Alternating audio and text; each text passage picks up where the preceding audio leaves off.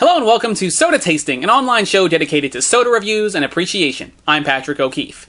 On this episode of Soda Tasting, I am going to be reviewing Virgil's root beer from Reed's. Now, Virgil's is best known for their root beer, I would say, of all their sodas, and I reviewed most of the sodas that they offer, if not all of them. There's some ginger ales I haven't done, and I'm not sure if there's any of the Virgil's line I haven't done yet. But root beer is, one of the ones that I have not yet got to. So let's take a look at the box here. Winner of the 1994 International Fancy Food and Confection Show's Outstanding Beverage and the same award in 1996. I read that when it was on the Dr. Better bottle, and I don't know, I kind of presume it applies to just their root beer, but I'm not 100% sure on that. Made naturally for the root beer connoisseur, Virgil's root beer is one man's passion to create the finest root beer ever produced. After retiring from a very successful career in the beverage industry, Ed Crowley set out to research what it would take to make the finest root beer ever. His research took him far into our country's past. He found recipe books from centuries ago, when root beer was a brew made at home with local, hand-picked roots and spices. Recipe in hand, his search for the finest ingredients then took him around the world. He found the finest anise in Spain, licorice in France, vanilla in Madagascar, cinnamon in Ceylon, cloves and nutmeg in Indonesia, wintergreen and cassia oil in China, pimento berry oil in Jamaica, balsam oil in Peru, and back home sweet birch and molasses in the USA. Finally, after years of traveling, he came home and started making Virgil's root beer. He insisted on making it naturally without caffeine or preservatives. The rest is history, with Virgil's winning the highest gourmet awards ever given to a soft drink. Virgils.com. Here's Virgil. All natural flavors, no preservatives, low sodium, gluten-free. Take a look at the bottle here. Alright, so originally brewed in the north of England, Virgil's is made with natural ingredients, nutmeg, imported anise, and wintergreen. The brewing process gives Virgil's a rich, creamy body, and it tastes so pure you'll swear it's made in heaven. Microbrewed with 100% natural ingredients, imported from all corners of the world.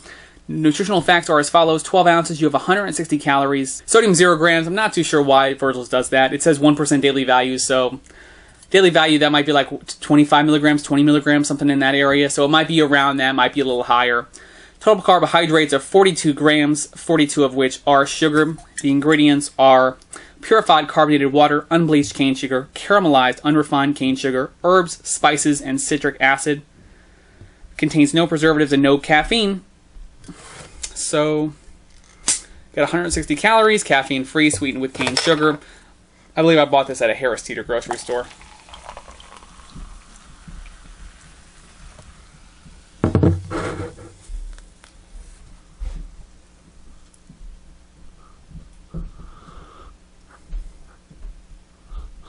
What I get is licorice smell. I mean, that's really a majority of most of what I pick up here in the smell is licorice. So let's give it a taste.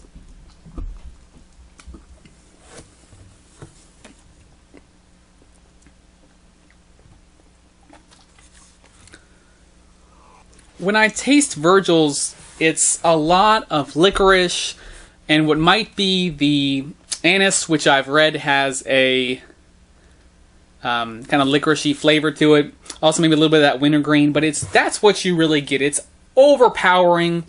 That's what you taste. You don't taste, it doesn't taste like a regular root beer to me, which could be great. I'm not, I love stuff that's different, but yeah, I mean, I just don't like this because I don't like black licorice, and when I drink this, that's kind of what I'm drinking. There's this undertone to it that is kind of unpleasant. I couldn't tell you what it is. It could be, who knows, there's so many different ingredients in here. It could be the molasses. It could be the sweet birch. I don't know what it is, but that sweetness, it's still there. And it's just unpleasant to me. It's just unpleasant. I don't really like Virgil's root beer. It's not a pleasant drink. It's not a smooth drink to me. It's not the kind of root beer I like, which is at least a balanced root beer between the tanginess and the sweetness. So really all I'm left with here is a black licorice kind of tasting drink with some sweetness that, again, I don't know what it could be. It could be the molasses or the sweet birch, I'm not sure, but it just doesn't sit well. And I'm not a big fan of this drink. I mean, if what I'm describing to you sounds great, drinking black licorice, you know, this might be the root beer for you. Me personally, not a fan of this root beer. Just not something I enjoy drinking. And I want to put it at 1.5 out of 5.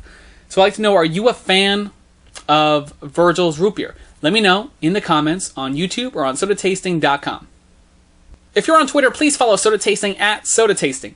Thank you for watching, and as always, everything in moderation.